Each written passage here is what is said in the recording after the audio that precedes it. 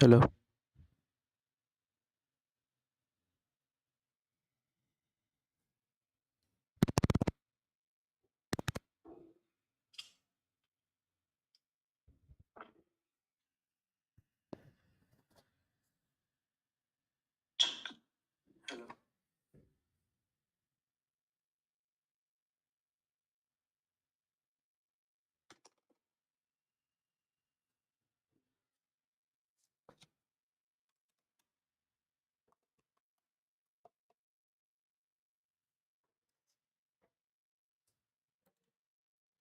All right, everybody. So today, what we are going to have a look is one of the main lessons which we need to know about, and that's called real numbers. When it comes to real numbers, there's a lot of types of numbers in our world, right? So let's have a chat about what are the types of numbers we got. Yep. Give me one moment.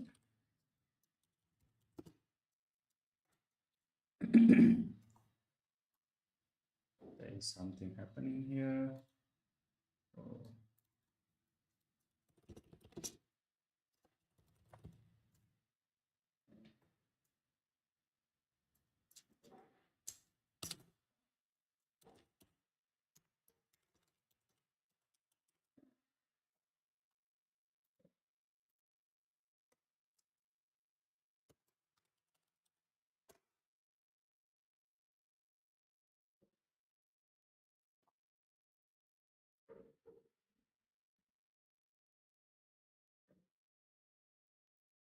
Oh, good.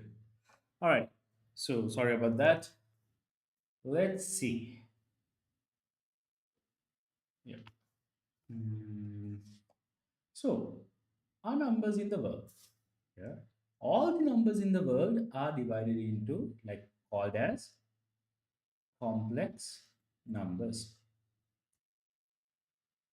Alrighty. Those complex numbers gets divided into two parts. The two parts which they get divided into are one is real numbers, which we are having a chat today, and the other one is imaginary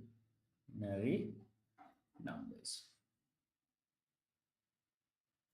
Now, I'm sure that y'all might have seen this weird eye symbol. Yeah, that is about the imaginary eye. Let's not go there today, but rather let's stick into real numbers. Real numbers, guys, get divided into two parts. One is rational numbers, and the other one is obviously not rational or irrational numbers. Yep. Rational numbers and irrational numbers. What are they? They are pretty much about whether that number can be written as a fraction or whether that number cannot be written as a fraction. And rational numbers we denote with the letter Q. Real numbers we denote with the letter R. Uh, so, a number which you cannot write as a fraction is known as a irrational number. How do we identify a irrational number? Very easy. One of the easiest way to identify it is that it is a number which has no ending. So it is never ending, and also, yeah, no pattern. Yeah, no pattern whatsoever. Then these rational numbers gets divided into two parts. What are they? Oh, by the way, some examples for them. Irrational numbers, the easy peasy letter pi, or Euler's number, or even any square root of a non-square value, non-square square root. What are they? Like square root of a 3, square root of a 2, yeah, square root of a 5, square root of even 17, anything like that. Those all are irrational numbers. So then, yep, the other one, it's rational, as I said, that gets divided into two parts, right? One is we call it as integers, and the other one is rational decimals. Rational decimals. Very interesting. Rational decimals. What are rational decimals? Rational decimals also, yeah, that means decimal numbers which might be not like this. Decimal numbers which are not like this. That means, as an example, decimal number which can be written as a fraction like a 1 over 2 or zero point 0.5, we know that. Or a 1 over 4, 0.25, we know that. Those type of fractions or decimal values are called terminating decimals. What are they called? They are called as terminating decimals. Or some people call it as finite decimals. Or even some people call it as non-reoccurring decimals. All of them are known for these terminating decimals. Very interesting. So many books got different names. I just shouted out couple of names which we call them. There might be more, who knows? But I'm pretty sure that these are the three main names which we use. What are they? Terminating decimals, finite decimals, or even uh, non-reoccurring. So now, as you heard, now this thing, then if there's a decimal, like a fraction like this, 1 over 3, which will look like a 0.3333 dot. Or sometimes we write it as a zero point 0.3 and a dot on the top. What are they? They are recurring decimals, right? Yeah. So we call it as recurring decimals. Recurring decimals. Then integers. Integers also, before Aryabhatta found the zero, yeah, it was much easier.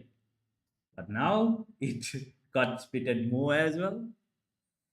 So we got something called uh, integers gets divided into whole numbers. By the way, integers are denoted with the letter Z. And the other one is negative numbers.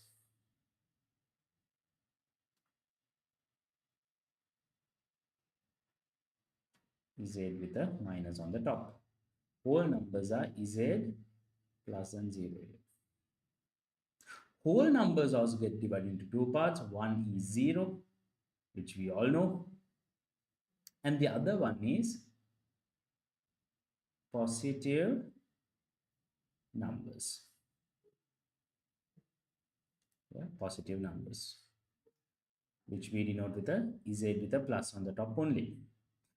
Or, like in old days, we used to call a much more nice number to it, much more nice word for it, natural numbers, which was denoted with the letter N. So even if you see a letter N or a Z plus, those are about positive or natural numbers. This is how the easiest way to remember how numbers get split works. Alrighty, so that is how that works. Uh, it's a lot written down. Then we came to the next part. The next part was about surds.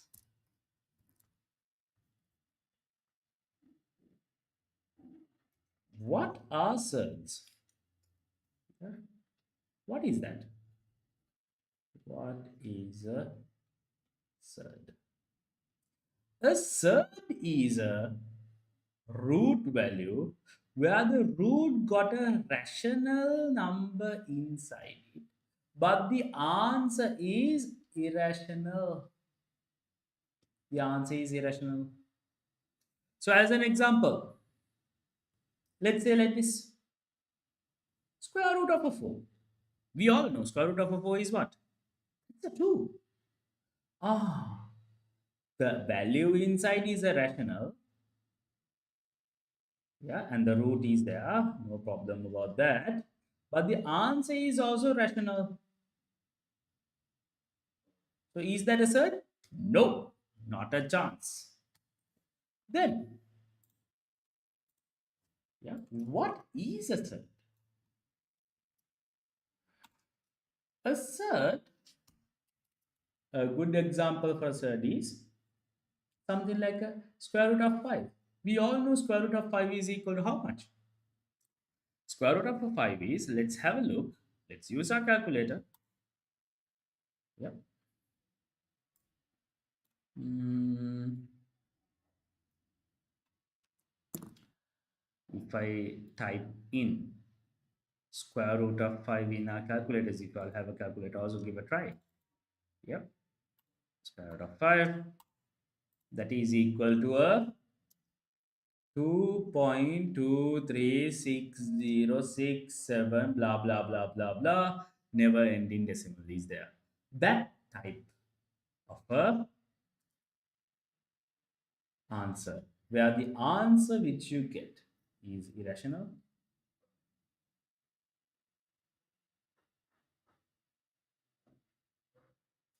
but the value inside the set is rational. So that type of a thing is a surd. Yep. Then sometimes people can ask me square root of pi is, now definitely the answer of it is irrational, nothing to worry, you can type it in your calculator and check it out. Yeah, that is definitely irrational. Yeah, and pi is also irrational. Is that a surd? No. Why? The value inside the root should be rational. That's the reason. Alrighty. I hope that you all got the idea about what is a surd. Then, yeah, surds can be written in many different ways. So sometimes we write surds like this, square root of a 20. Some people write the same thing as 2 root 5. This we called as a entire surd. Yeah. We call that as a entire surd. This we call it as a simplified surd, or we just call it as a surd. Yeah. So if somebody says, oh, it's a surd, means it's a simplified surd. They might ask you, write it as a surd. Now the problem is what? How did this happen? How did this square root of 20 became a 2 root 5? In simple terms, I can easily show you square root of 20 can be written as 20 is 4 times 5, right? So square root of 4 times square root of 5. Square root of 4 is a 2 and 5. 2 root 5. That is how it turned out. But the problem is, how did I know that? How did I work it out? Yeah. How can we figure out that that is how the numbers should get divided into? Or in other words, easy words, like if they tell us square root of 200, definitely this is not a non-square term value here. 200 is not a square number, so that definitely the answer will be a surd. So if I simplify it or make it into surds, this entire surd into a surd, how will it look like? Think about a square number which we can make 200. 100, right? So write that square number. Square root of 100 and a square root of 2. Square root of 100 is 10. Square root of 2, we don't know it. So write it like that. There we go. That's how we get the answer. Yep. Even square root of maybe 800. How can that happen? We know the biggest square number as a factor. 400, yeah? 400 times by 2. Square root of 400 is a 20. 20 root 2. Yeah. Like that, it can be done. But the problem is, how did I know this is at 400? What could it could have been even 100? 100 times by 8. Yeah. So then somebody can tell me, oh, the 100 means a 10 and a root 8. Then I will ask you, okay, cool. So 10 root 8 is there, but root 8 also. 8 also can take another square number out. What is that? 4, right? 4 and a 2. 4 times 2 is 8. Square root of 4 is how much? Square root of 4 is a 2 and a root 2. 2 times 10, that's a 20. Root 2. You can work it out like that. But then people were like, all right, that sounds cool. Sounds not as much as bad as we thought. But is there a much better way than that? Is there a much better way than that? Yes, there is another better way than that. That method is this. Have a look whether you get the idea or not. So let's say that we got something like 3200 square root, and they are asking me to make this entire surd into a surd. How can we do it? What I tell my students, or I will tell you to do, is write down this 3200 and start to divide by the smallest prime number possible. So divided by 2 in this case, 1600. Again divided by 2. That's how much? 800. Again divided by 2. 400. Again divided by 2. 200. Again divided by 2. 100. Again divided by 2. 50. Divided by 2. 25. 25 only can get divided by 5. 5. And that 5 only can get divided by 5. Prime division, isn't it? Now make groups of same two numbers. If you make a group, you come outside the root. If you make a group, remember, you come outside the root. If you make a group, you come outside the root. Even here, the same two numbers. If you make a group, you come outside the root. But if you didn't make a group, you will be inside the root. That is how I remember it. Yep. So then 2 times 2 times 2 times 5. 2 times 2, that's a 4. 4 times 2, that's a 8. 8 times 5, that's a 40. 40 root 2 is the answer. So what is it?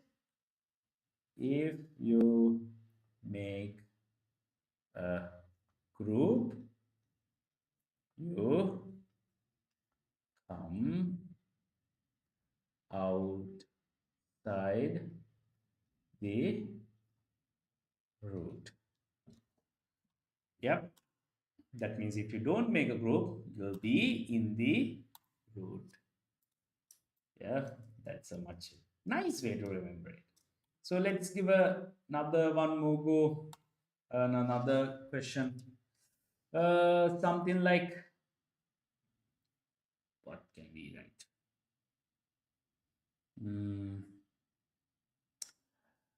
Square root of uh, 150 maybe. Yep. Also another question with a square root of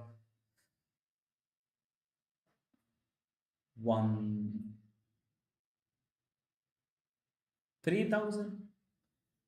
Yeah. How would that look like?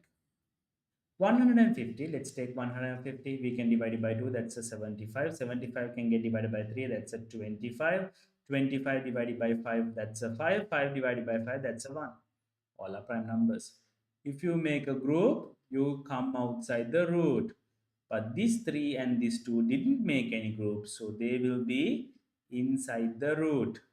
So it will be a 5, and a 2 times 3 is how much? 6. 5 root 6. Same deal. 3000, we can divide it by 2. 1500. That also we can divide it by 2. 750 divided by 2. 325. Sorry, 375. 375 we can get divided by 3. 125. 125 divided by 5. That's a 25. 25 divided by 5. That's a 5. 5 divided by 5. That's a 1. I can make a one group of 2. I can make a one group of 5. But I could not make a group for these 2. I could not make a group for these 3. And I could not make a group for these 5. So what will happen? 2 times 5, that's a 10. Root 2 times 3 times 5. 2 times 3 is a 6. 6 times 5 is a 30. 10 root 30. So that is how that type of a question part happens. Then we come to the next most important thing. The other most important thing, let me take a seat here. All right. The other most important thing is, yeah, now we know how to, out of this thing, we just learned how to make an entire surd into a surd. What if they have given me a surd and I need to make it into entire surd? How can we do that? Easy. Remember, yeah, a value, the way I remember it is this. Okay, let me show you the normal way of doing it, like much easy way. Let's say that we got a 2 root 5. We first make both of them into root values. Root 5 is anyway root 5. Root, that this 2 can be written as square root of whom? Whose square, like square root gives you a 2? 4, right? So 2 can be written as root 4. Root 4 times root 5, that's a root 20. That's the answer. So root 20, the entire set is root 20. If you can remember, we did this part at the very beginning as a question. But the problem is this. That's not that bad. But is there an easy way to remember? Yes. What I remember it is the value outside the root will come inside as a square. So 5 times by square of 2. 5 times square of 2 will be 5 times 4. 5 times 4 is a 20. So as another example, don't worry, I'm going to have a break after this. Let's say that we got a 12 root 10. 12 root 10. So what will happen? This 12 will go inside the root as a square. Once the 12 goes inside the root as a square, what will I have? I will have a square root of 10 times by square of 12. What is the value of the square of 12? 10 times by 144. 10 times 144 will be 144 with a 0 at the back. So square root of 1440 is the entire surd of 12 root 10. Cool. So let's have a break there for today. Let's have a chat about how to do the operations with surds and yep, many other things later on. If you all uh, want me to like pass your the things which I wrote down here, I just quickly downloaded it. make sure to ask me. You can always message me or text me, then I'll be able to pass it on to you, or you can just write it down while you're watching it. Yep, cool. That's how that thing goes. Yep, have a great day, guys. Bye bye.